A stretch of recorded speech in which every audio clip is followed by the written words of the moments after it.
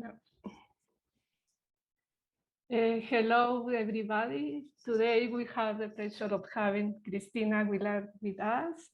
Cristina got her PhD from the Institute of Theoretical Physics at the Sao Paulo State University, working with Adriano Natali. She was postdoctoral fellow at the University of Valencia for 2 periods, collaborating with Yanis Papavasilios. Then she was junior researcher at the ABC Federal Institute University in Sao Paulo. And currently, she is assistant professor at the Department of Cosmic Rays and Chronology of the Institute of Physics, Gleb, Wataghin, at the University of Campinas in Sao Paulo. Cristina's research focuses mainly on quantum chromodynamics. In particular, she's an expert of the non-perturbative aspects of Qcd using the Schwinger-Dyson equations. And today, she will talk precisely about exploring infrared Qcd with Schwinger-Dyson equations. Please feel free to ask questions during the seminar. Please, Cristina, go ahead.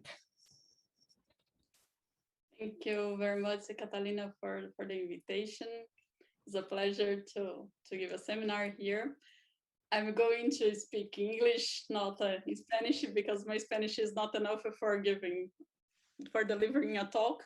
But if you have any questions and you wanted to ask in Spanish, please feel free. Ask in any language that you want, even in Portuñol, I can understand. I'm going to try to do an informal talk here and try to explain a little bit about my research. So feel free to interrupt in any moment that you want.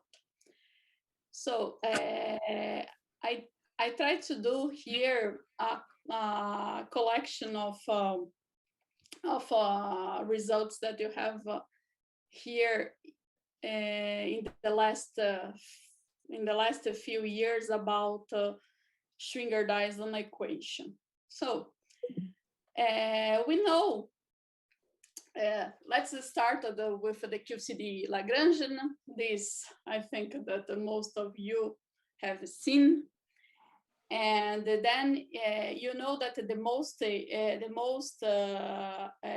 important characteristic of Qcd is the fact that it's a non-abelian theory, and this theory, because of the gluonic field tensor,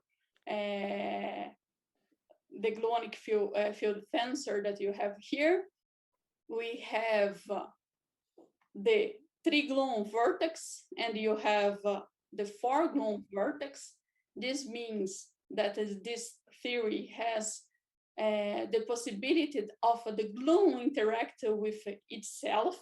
So this theory has the self-interaction built in, so it's a non-abelian theory. So this is the most special characteristic of this theory, and this is the characteristic that makes Qcd very different and very special when you compare it with Qcd. It's this type of interaction that makes it different from Qcd. And what this characteristic, this type of interaction brings as difference. We know that you are going to have, because of the self-interaction, you are going to have a property that is asymptotically freedom, that basically tells to us that the theory, the coupling, the effective coupling of the theory starts to be smaller as we increase the momentum. When you go towards the ultraviolet region, our coupling becomes smaller. And then this allows to us to use perturbation theory. So as larger our values of the momentum you have, better is the region for us to apply perturbation theory. And more or less, you know that for values of Q square is smaller than 2dV square, more or less around this region here, this coupling started to increase. And then you have to start to looking for another methods, especially methods that are non-perturbative, because perturbation theory fails.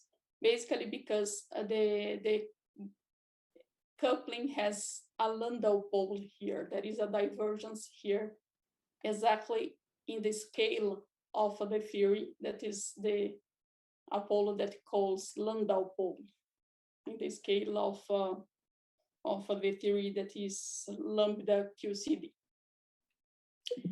And then you have a region, and then you have a region that you call the non-perturbative regime, that you have to treat it with non-perturbative tools. So basically you can split Qcd in two regimes. One that is completely can be treated with perturbative tools, where thanks to the asymptotic freedom property, and another that I cannot apply any more perturbation theory, and then I have to use non-perturbative tools. And what are the objects that I'm going to be interested here in this talk? Basically, the objects or the functions that are going to be the main topic in this talk are what you call Green's functions. What are the Green's functions? Green's functions basically are the propagators and the vertices of the theory. So we are going to define these quantities as the vacuum expectation value of some field. In the case of the Bloom propagator, is going to be the vacuum expectation value of the gauge field here. Okay, so every time that you are going to see during this talk, this little ball here, this full ball here, this means that I'm representing here a propagator that is full. Why? What I mean by full? Full means a propagator that has perturbative corrections and no perturbative corrections. So this ball here is representing all the possible corrections, quantum corrections that this propagator may have. The same thing is the definition for the ghost propagator, is the expectation value of the field C and C bar, that is the field that represents this auxiliary field that you need to introduce to quantize the Qcd. And then you have the definition of the Park propagator, that is C bar, the expectation value of C bar here. Okay, so every time that you are going to see these balls here, these full balls here, I wanted that you keep in mind that this means that represents propagators or vertices here. I didn't show any vertices, but it's going to be the same. They are going to represent corrections of perturbative region and no perturbative region all together. So all the possible corrections that these quantities may have. Okay, so, but why I wanted to use Qcd Green's functions? Why I wanted to understand Qcd Green's functions?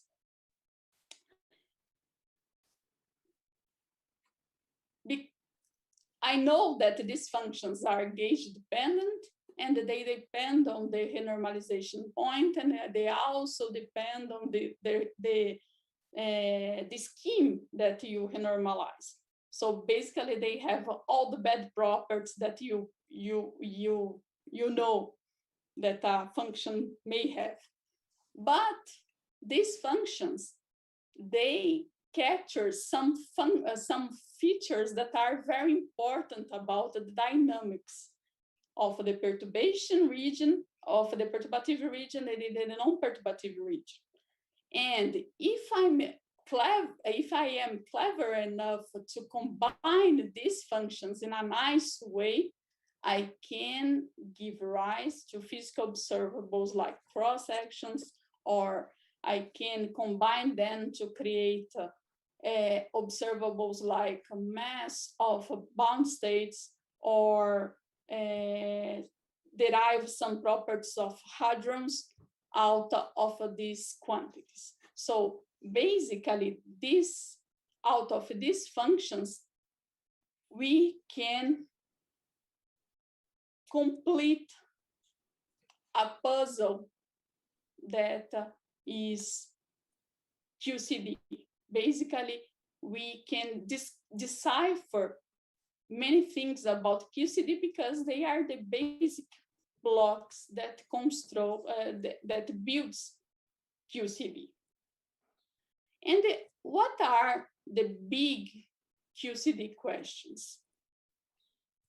Basically, the big QCD questions are in the non-perturbative region.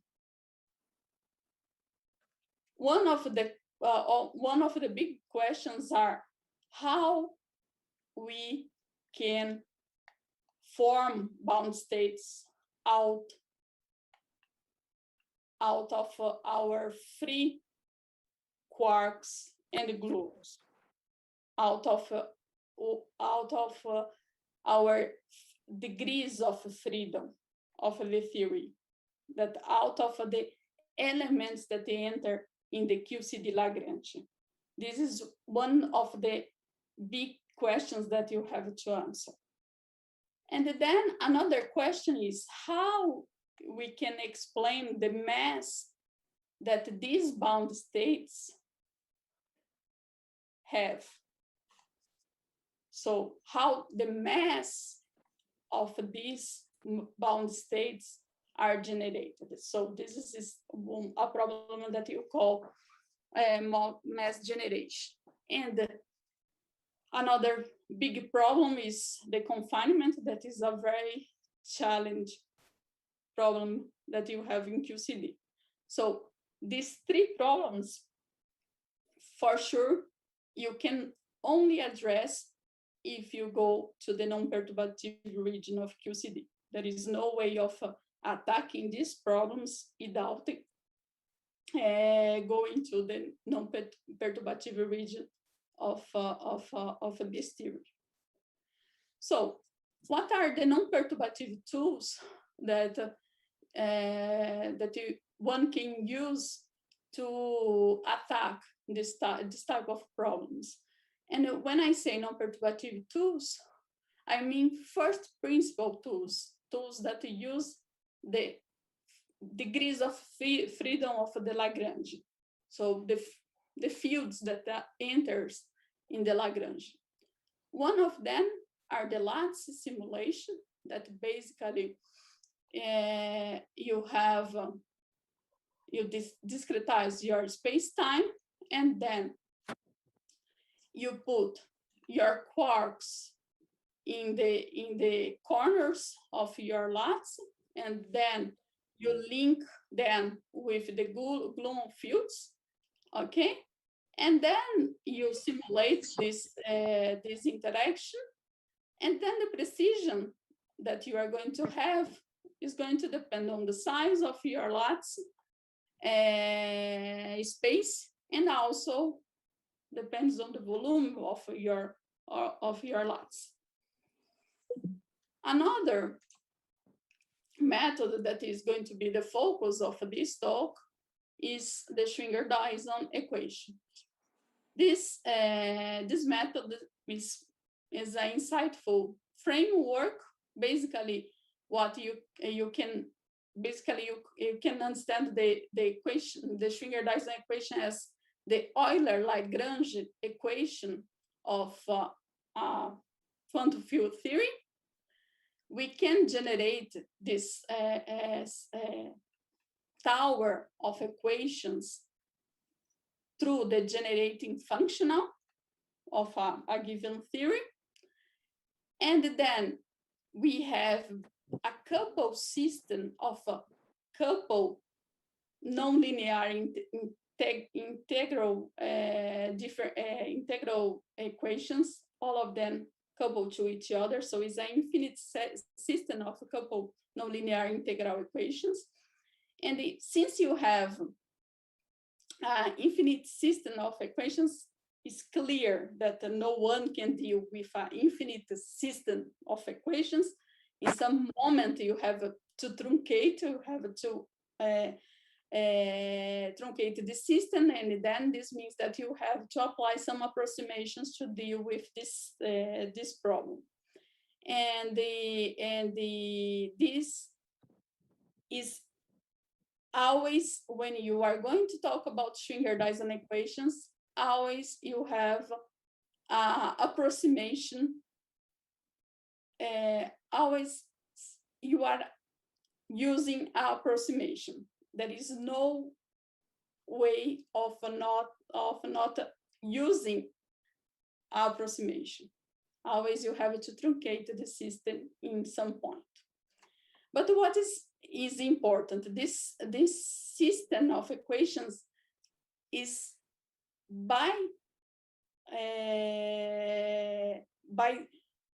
definition is a non-perturbative system because it comes from the generate functional, but at the same time, it captures the perturbative behavior. So you can cover the full range of physical momentum. So I can have in one equation, I can describe with one equation the perturbative and the non-perturbative regime from the same from the QCD with the same equation. So I can recover the entire range of the physical momentum with this equation. Okay.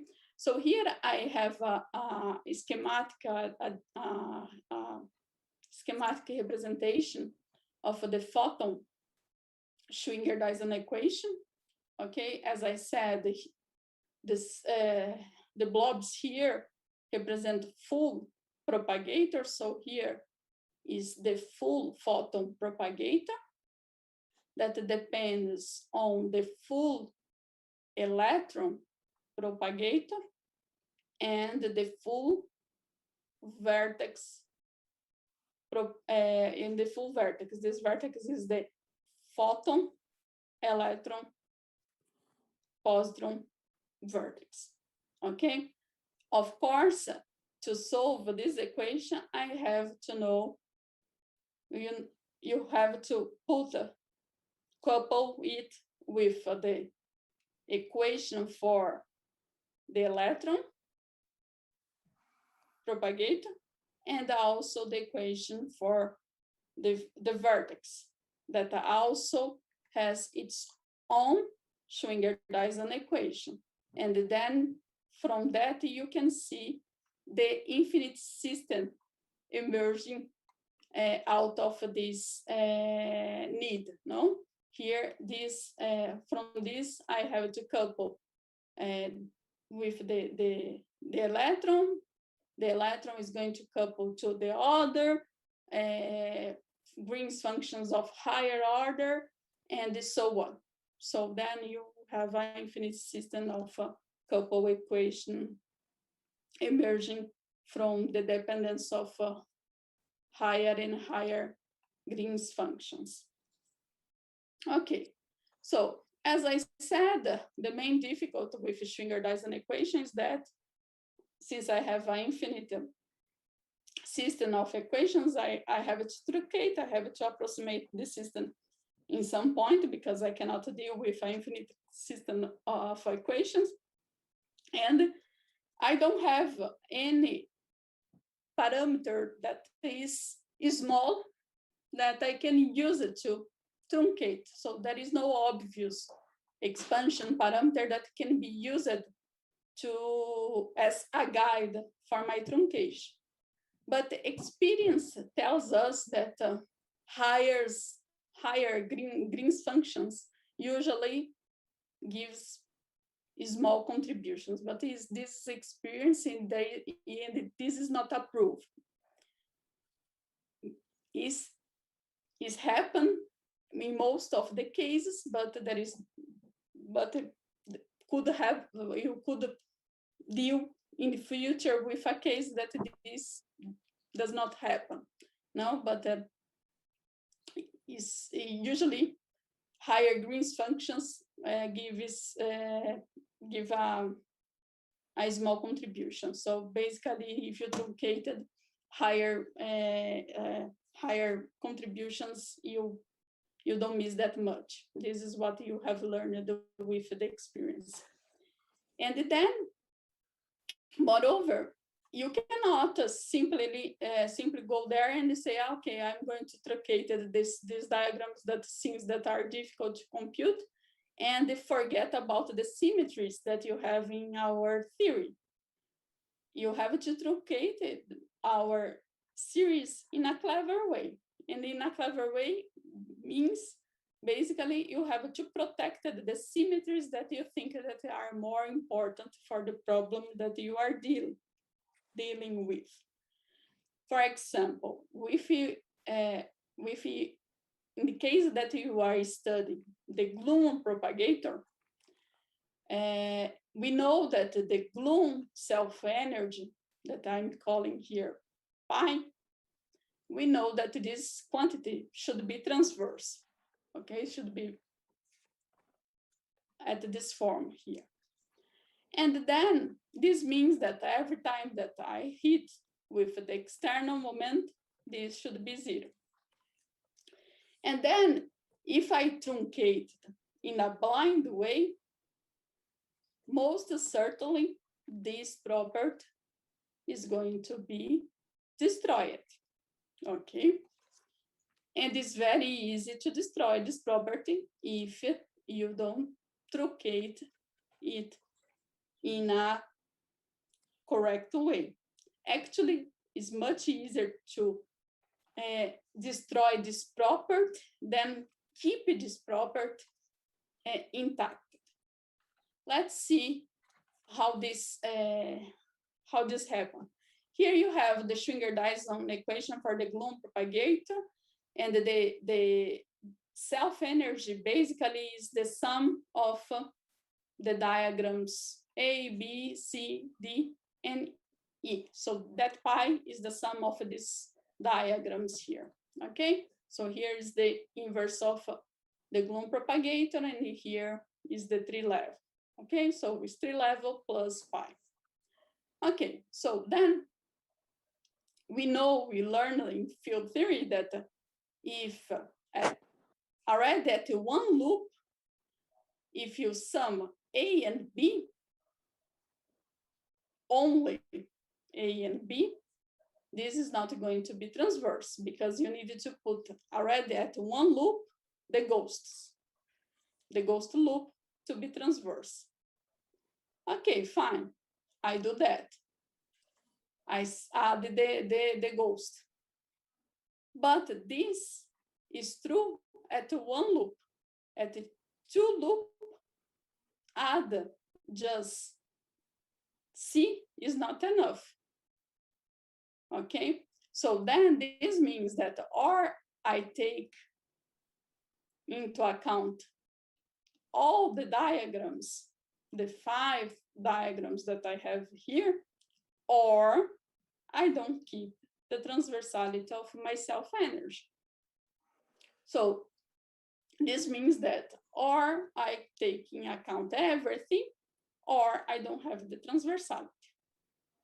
This is the price that I have.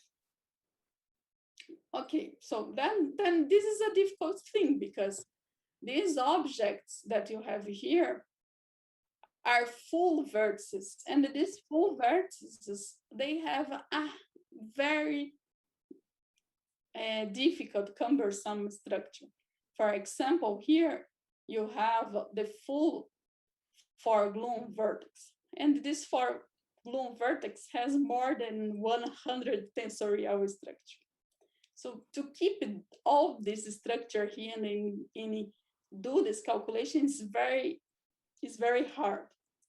So one possible way of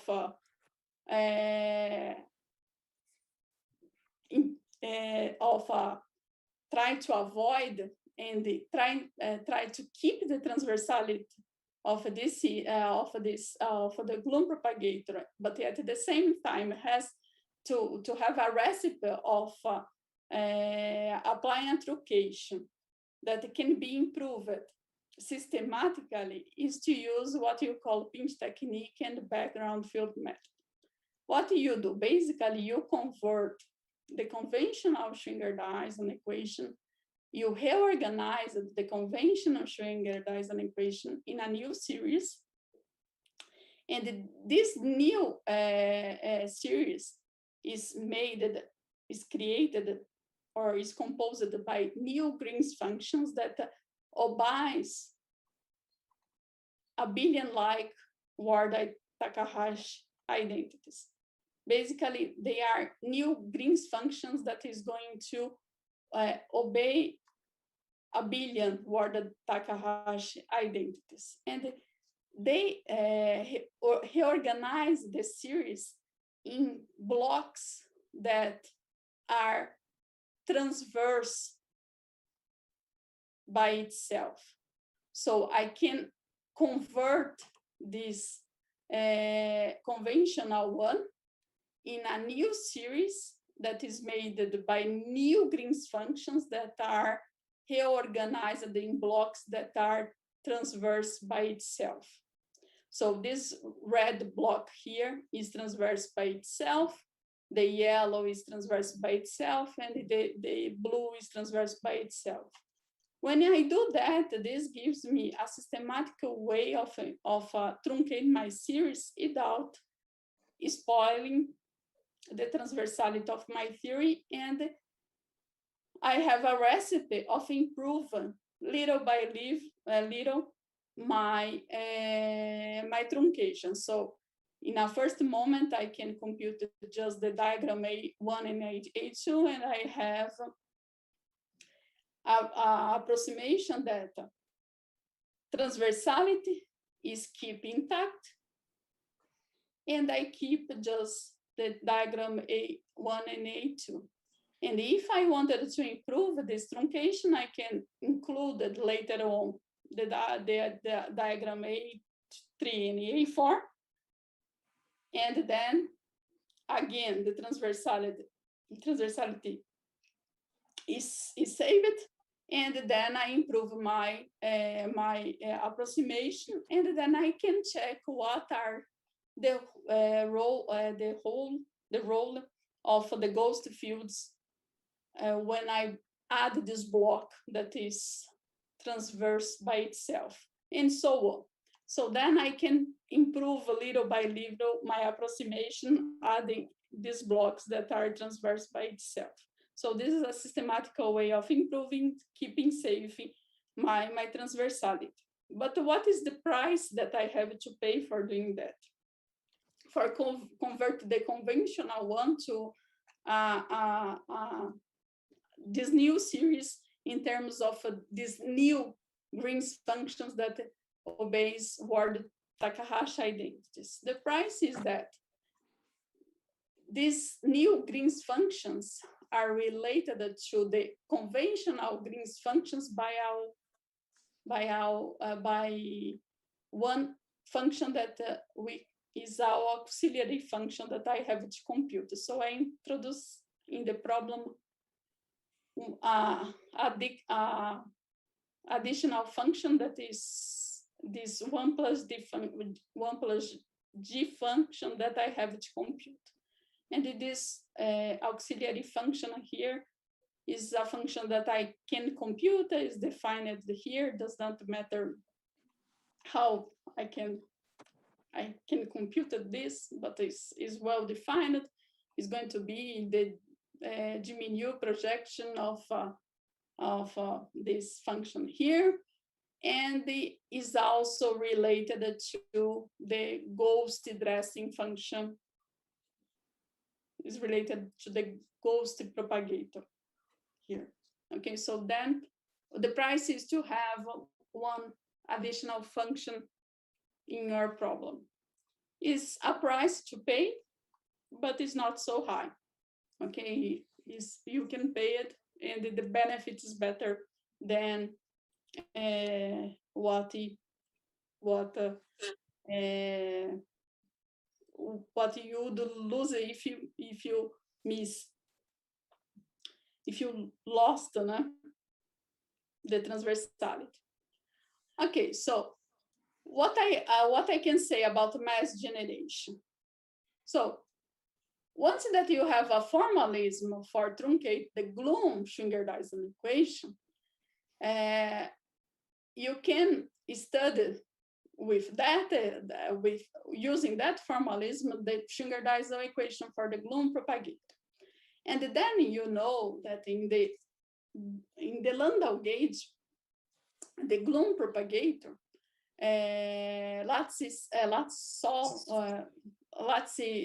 you have simulations on the LATSI that tells us that the Glum propagator saturates in the infrared. Okay, what means this saturation in the infrared? Means that I can parameterize the inverse of my Glum propagator in this way. So when I take the momenta, when I take the limit of Q goes to 0, this means that I have a kind of effective mass here in my propagator, right? So this means that I have a kind of effective mass in my propagator. So basically, the saturation that the LATSI sees can be interpreted as a Glum mass generation. This is not a new idea. This is an old idea that was proposed in the 80s by Cornell, okay? And afterwards it was confirmed by LATSI that indeed you see this saturation. Many groups on many different groups on the LATSI could see exactly the same effect, the saturation effect. But the problem is the following: how I can create a mass for the Glum. We know that you cannot put on the Lagrangian, on the Qcd Lagrangian term like that, because gauge invariance forbidden this type of term.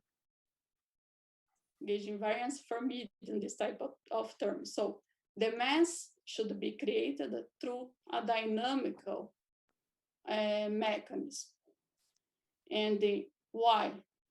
Because gauge invariance should be protected, and even if I insisted to put a term like that, I'm going to decide to break gauge invariance, I would create a quadratic diverge in my theory that I cannot normalize. So I cannot basically just put a mass and forget about it. So I have to establish a dynamical mechanism. And what is going to be this dynamical mechanism for creating this mass? This dynamical mechanism is something similar to or basically the same thing that Schwinger proposed for QED in 2 dimensions. So you have the Schwinger mechanism in Qcd. Basically, if you have the Glum propagator expressed in this way here, where pi is the Glum polarization, and then the vacuum polarization, and then if this vacuum polarization has a pole of this type here, okay? If it has a pole of this type, m squared over k squared, okay? And I plug this here. When I take the limit of, when I plug this here, I get this. And then when I take q squared goes to 0, I have my mass. I have my inverse of the Gloom propagator equals to a mass. So what this means? This means that if my vacuum polarization has a pole and the residual of this pole is going to be of a residual of like a mass here, okay? My propagator is going to have a mass, even if I don't have in my initial Lagrange a massive term. So the condition for create a mass in my propagator is to have a pole in my vacuum polarization. Basically, is this that I have to create. And the question is, how I create this kind of pole, how I create, or how dynamically is possible to create this kind of pole in my vacuum polarization. The answer to that is I have to add pole structures in the trigloon vertex. If I have pole structure in my trigloon vertex, this pole structure in my trigloon vertex is going to transfer to the self-energy. So this means that the self-interaction of the gluons is going to give rise to the mass. So then what I say is the following. I have a part of my trigloon vertex that is going to be regular, that does not have pole, and a part that is going to have a pole, a massless pole, that is going to be created dynamically. And this massless pole can be studied through a Betz-Salpeter equation, that is an equation that describes bound state formation. They are going to be formed dynamically, okay? They are going to be longitudinally coupled because they cannot appear in the symmetrics because they are not particles, because they are colorful, they have color, so they cannot appear in the spectrum of the theory, they carry color, okay? So they have to be longitudinal couple for the couple from the axiomatic. So then I have all a formalism here to describe the formation of this pole, and it is possible. The unique condition for this to be possible to happen is that the theory should be strong enough for create such type of poles. And QCD is strong enough to create this type of poles. And then what you have in the end is like a couple system of equations that one that is going to describe the kinetic term for the Gloom propagator that I call J, and another term that is going to describe the mass. Okay, and then this here I didn't write the kernels because it does not make it's not going to help to understand anything, but in the end the unique conditions of course is that this kernel cannot be 0 in the limit when q goes to 0. Okay, and then this is not going to be 0 because I include this massless pole here. In the absence of this massless pole, this K2 is identically 0. Okay, so the massless pole is crucial for generating this mass. Okay, so then when I include this massless pole, I can generate the mass, and then here you have a lattice simulation for different numbers. Here are the gluon propagator for different families, number of quarks. So here I have 0 quarks. Here I have 2 quarks light. Here I have 2 quarks light, one heavy, another heavier. And then here I have the solution for that comes from my equation. Okay. And then as I increase the number of the quarks, my propagator, my mass is heavier. Okay, so my propagator freezes in a smaller value.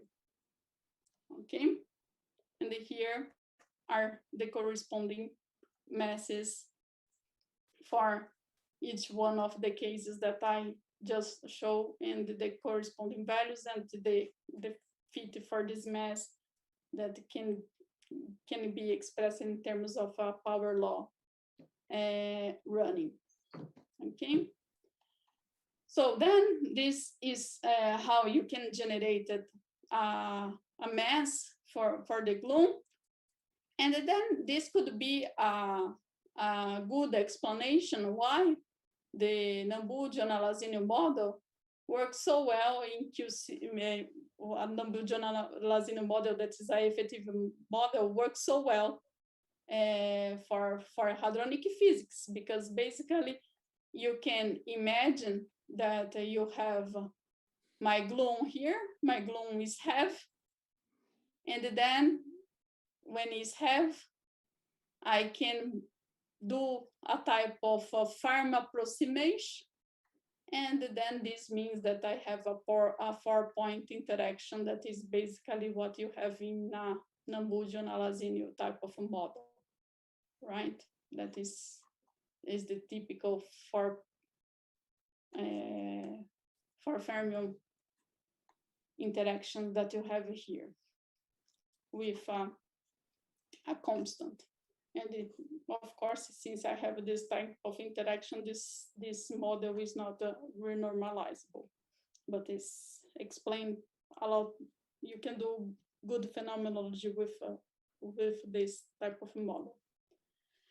And then with once that I have my gluon with a mass, I can also explore the ghost sector of the Qcd. And then if the gluon has a mass, this also is going to have an impact in the ghost sector, because the ghost is going, the ghost dressing, by dressing I mean, here is the gluon propagator. By dressing, I mean this function here that is the function that is going to measure by how far I'm deviated from the bare propagator. So the bare propagator is 1/k². Okay, so when this f is different from 1, this is telling me by how much I'm deviated from the bare propagator. This is the dressing. Okay, when I compute this dressing function, what happens is the following. Because of the presence of the gluon mass, this dressing function is going to acquire a mass here inside of the log, and then this dressing is going to be finite. And then you have this type of behavior here. Okay. And then, fine. You can study the Schwinger-Dyson equation for the ghost.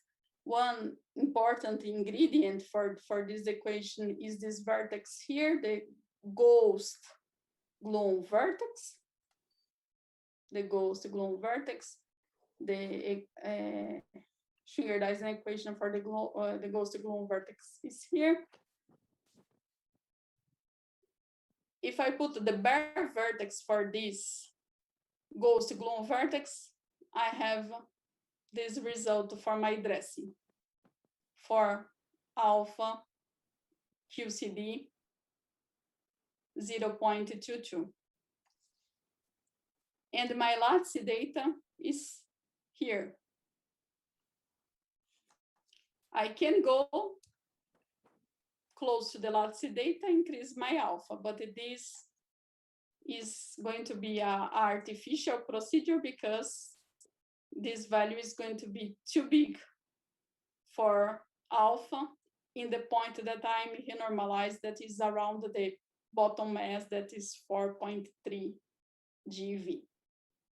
Okay, then the right procedure is to take into account the contribution of the vertex. So we couple the ghost Schwinger-Dyson with the ghost Schwinger-Dyson, ghost gloom Schwinger-Dyson for the vertex, and then when you couple and solve both together, you can reproduce the lattice result with the coupling that is compatible with what we expected for the coupling that is scale. Okay, and then for the quark sector, that I think that is the last thing that I'm going to talk. I have more things there, but I'm not going to have more time for that. But just for mention the quark sector, that also is related with the mass, dynamical mass problem. You have what you call chiral symmetry break. Chiral symmetry break is the phenomenon that is responsible for the mass generation for the quarks. So I think that most of us have heard about the Higgs mechanisms. Everybody says that the Higgs solves the problem of the mass, but this is not true. Solves the problem of the mass, but not for Qcd. What the Higgs gives is the mass for the current mass for the quarks. That is, in the case of the quark U, you have a mass that is 1.7, 3.1 MeV. For the quark D, you have a mass that is 4.1 to 5.7 MeV. Okay, and then if you combine these values for creating a mass of a proton that is composed by two Ds, two quarks U and one quark D. So if you sum the higher value, 3 plus 3, here you have 6, plus 5 here, you plus 6 here, no? You have 6 here, plus 6, you are going to have what? 12 MeVs, okay? But then you know that the proton mass is around 1 GeV, more or less, the mass of the proton. So the proton mass is basically 80 times bigger than the sum of the quark mass that appears in the Lagrangian. So basically, the Higgs mechanism is responsible for only 2% of the mass that are created of the proton. Esto debe acabar en unos 10 minutos o 15. Okay. Hay atún, torta y hay bisteca. 2% of the mass. 98% of the mass is dynamical generated. Okay? The same thing happens with the neutron. Exactly the same thing. If you add exactly the same, do the same type of calculation, you are going to see exactly the same effect. Okay, fine. The unique answer for that is that the mechanisms should be dynamic. And the dynamical mechanism that is responsible for that is the chiral symmetry break. And how you can study that? You go to the Schwinger-Dyson equation for the quark. These are the Schwinger-Dyson equation for the quark. The important ingredient here is the quark gluon vertex here. Okay. And then here is in the inverse of the full quark propagator that is expressed in terms of two functions, A and B. And then you know that the pole of the propagator gives the mass of the particle. So the pole of this propagator is defined by the relation B over A. So the mass of the quark is defined by the relation of B over A. So every time that I have a solution for B different of 0, I'm going to generate mass for my quark. Okay? So then I plug the ingredients here, gluon propagator, ghost quark vertex, and solve this equation for A and for B, and look for solutions for B different from 0, and see how much mass I can create. And then what you are going to see is that depends on the ansatz that I put for the quark gluon vertex, I can create more or less mass for the gluon propagator, for the quark mass. If I use a simple ansatz for it, I cannot generate any mass.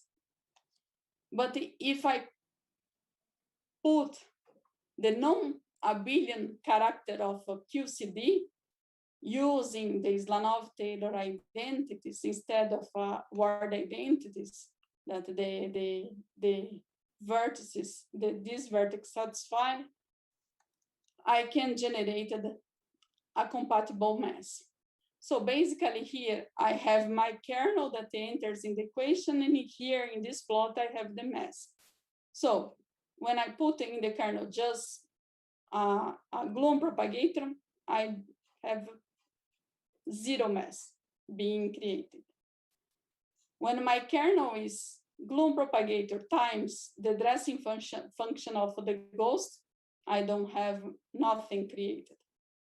When I multiply by F squared, delta times F squared, I started to have a dynamical mass around 200 MeV being created. When I make the ansatz that is compatible with the non-abelian ansatz that should be, I have a mass around the generation of a mass around 300 MeV. That is what I wanted to generate. Okay, so then I'm going to skip this part of the bound states. So you can describe bound states also with the Schwinger-Dyson equation. So I plug in these equations in the bound states the propagators and vertices, and then I can get out of this the mass of these states. And you did that for the glue balls, and you get the pseudoscalar glue balls, and you get the mass of this pseudoscalar very compatible with the simulation. So then what I showed to you is that with this Schwinger-Dyson equation, you have describe many things that are now compatible with the lattice studies in the non-perturbative region. So basically you have a big synergy with the lattice studies in the infrared, and then you can address with this tool the mass generation in a very consistent way. I think that's that. Thank you.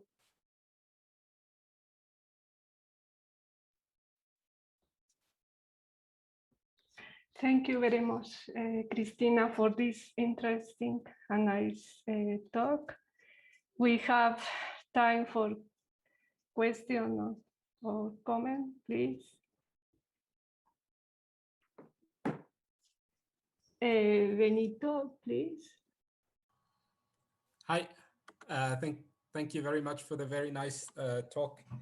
I was wondering, throughout the talk, you were mostly, I mean, as is done, I think, on large in particle physics literature, you were mostly working in momentum space.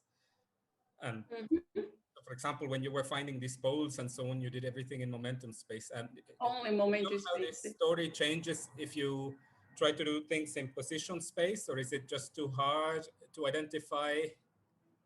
Actually is a very good question. When you derive,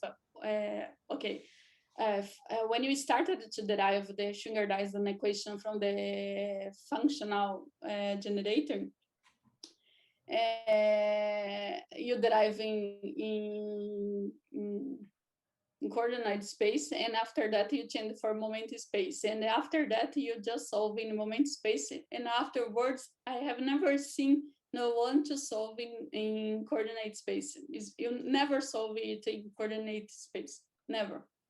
I have never done anything in coordinate space, and I think that it is in the. And also the same thing happens for LATS. You know, let's say you don't have a simulation for in the coordinate space. You have the results, everything expressed in moment space for the Green's functions. I don't know if to say to you if it's hard. I have never tried to solve in coordinate space, but it's not normal. Yeah, I mean, usually already in standard renormalization, it is harder to do in position space. So maybe it's just a technical, but probably it can be done. I mean, I have more questions, but maybe other people want to ask. So I'll just mute myself, and then if at the end I can add another question, I will. Okay. Thank you. More questions or comments for Cristina?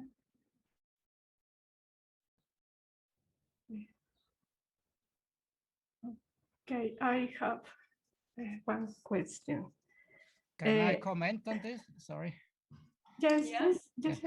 Yes. I would say lattice simulations take place in coordinate space, right? And then at the end, of course, you can convert the result for propagator in momentum space, but the simulation is always in coordinate space. There has been a suggestion once to do it in momentum space, but it turned out not to be very successful, not to be very convenient. Yeah? So this was a paper by Kronfeld, Wilson, and so on in the late 80s, who suggested simulations in momentum space, but this is not really done. And I think the problem with momentum space is that you use the simple momenta with not really the covariant momenta, right? You should actually always attach the gauge field, and then things really become complicated if you want to have it from the beginning in a gauge invariant way. That is what really would really be the point that makes it very, very hard also in momentum space. Just as a comment. Yeah. Well, for sure it's not the standard thing on Wataghin and also in Schwinger-Dyson, this for sure.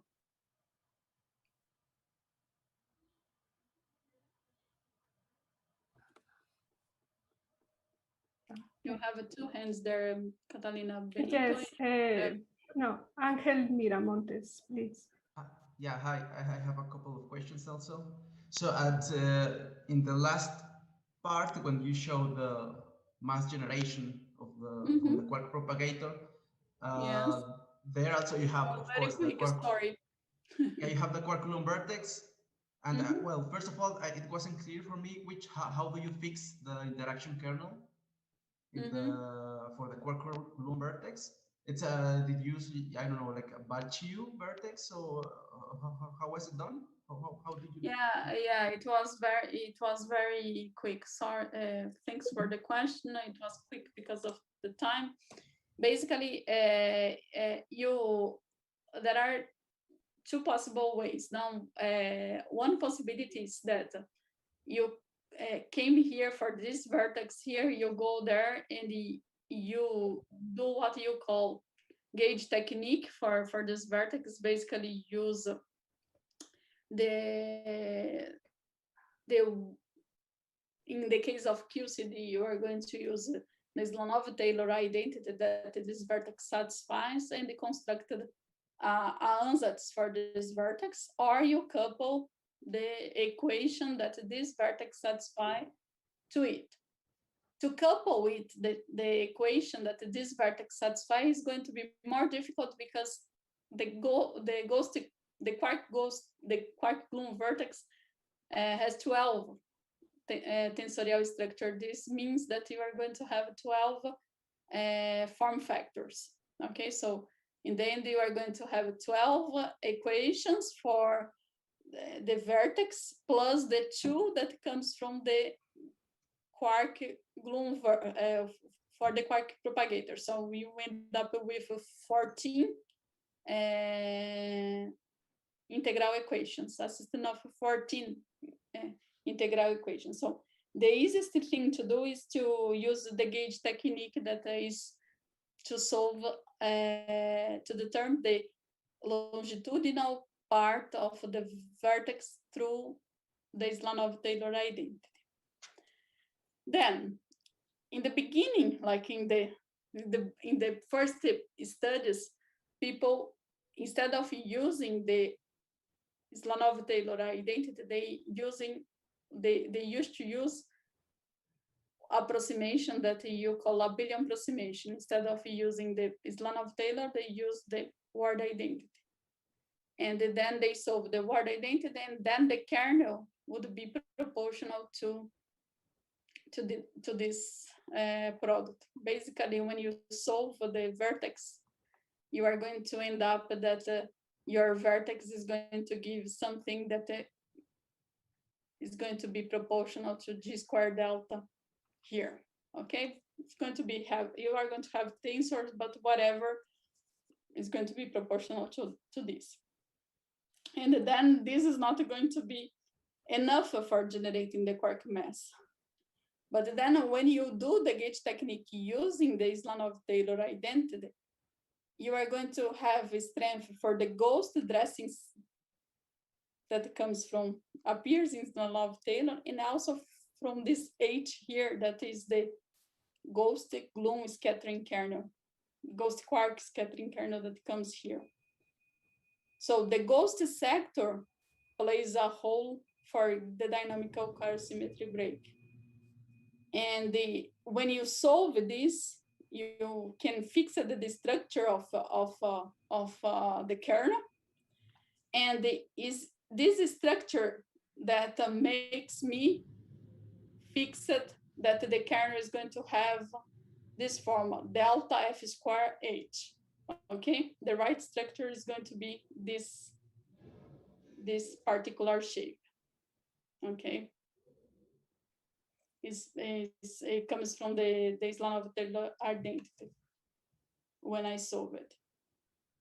Okay, and in this same result, you are using the gluon propagator that using the truncation that you mentioned before, or yeah, because here I'm just I just wanted to show that the equation needs support, so needs strength for break the symmetry, no? So if you put just delta in the kernel, you are not going to have any solution. You are going to have a mass that is 0. Then you say, okay, fine. I go and I'm going to increase a little bit my kernel. This is not enough. And then you say, okay, I'm going to put a little bit more in my kernel. And then you started to have the break, but you break the symmetry, you generate a little bit less than 200 MeV. But then you put the H that comes from the Slanov-Taylor identity. And this H makes you jump from almost 200 to 300. That is what you expected, because if you add 300 plus 300 plus 300, 2 U's and the 1D, that is the third quark, you are going to have something around the 900 that would explain the proton mass. Okay, so this would be the idea. Okay, and have you used this this result, well, this quark propagator to compute, for example, to solve the Wataghin equation for the pion, for example, and how does it works? You have computed the pion form factor. Yes, you have computed point form factor. You can compute then to the Betz-Salpeter for solving other mesons depends on the meson that you want. This is more complicated than just the quark propagator, because then depends on the vertex that you are putting. The propagator, the gloom propagator that you are putting is not just the gloom, the quark propagator that matters in the beson. Yeah, usually ones uses like Maristandi or Ching-Chang interaction. So yeah, I was wondering how to incorporate like this kind of propagators in what is more sophisticated propagator. There is, for the mesons, it's more important the interaction than really what the quark is doing. I would say so. Okay, it's much more important the gloom exchanged than what is the quark is doing. Okay, good. Okay, thank you. Okay. You are There is a question in Facebook. Someone asks, what means physically a host in quantum field theory? What means physically what? Sorry? A ghost in quantum field theory. It is an extra field that gives an extra symmetry. Sorry, Catalina, I didn't understand the question. What means physically a ghost in quantum field theory? What means physically a ghost in quantum field theory? Okay, fine. So, okay, fine. The ghosts are necessary. Okay, fine. When you wanted to quantize QCD, QCD, you have the classical QCD. That's me before the quantization.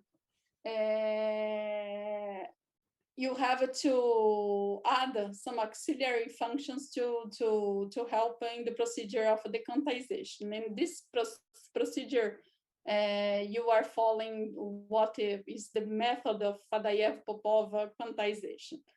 And you add this auxiliary function, and in the end, this auxiliary field gets coupled to the gauge field, and this ghost is a field that is not physical. So this means that they are not going to be measured as an external particle. They are never going to be in a final state as a final state. They have instead of they are scalar, but they obey Fermi-Dirac statistics, and in the end they are coupled to the gauge boson of the theory, and they are important to keep the unitarity of the theory and also the transversality of the theory. You can do exactly the same procedure in QED. For quantized QED, you can add these auxiliary function, fields. But what happens in QED is that this field does not get coupled to the photon. They are, you add this to quantize it, but they are not coupled. And then since they are not coupled, you can forget it about, and then they does not appear in the theory.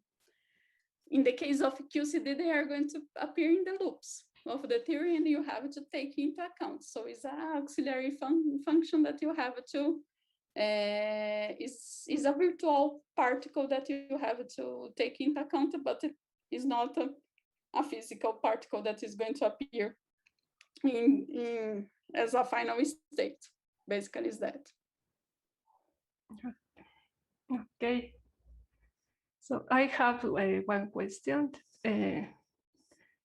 Do the Schwinger-Dyson equations used to describe the quark gluon plasma?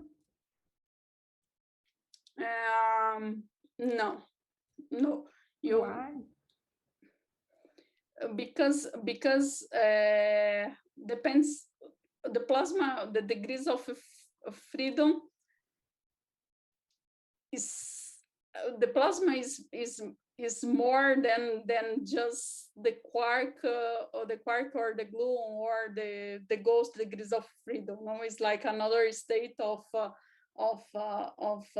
matter, and then is a collective manifestation of a state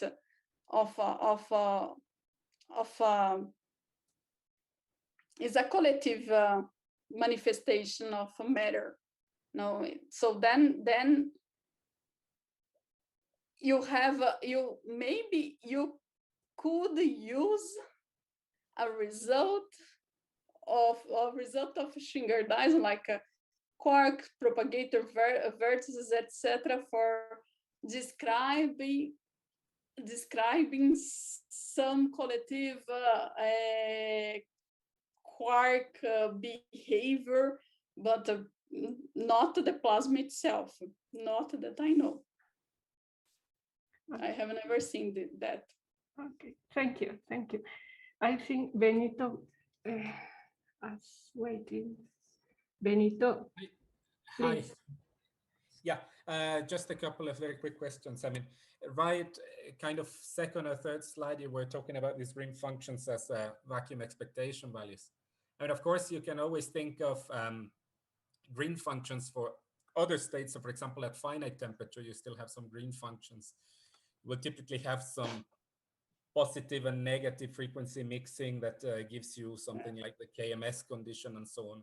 I don't know if you have looked at finite temperature effects in this Schwinger-Dyson formalism using this kind of techniques.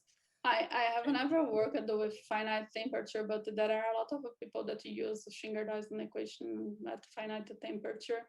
It's harder because you put one additional source of difficulty, and your Green's functions is going to have most likely more tensorial structure, so it's harder.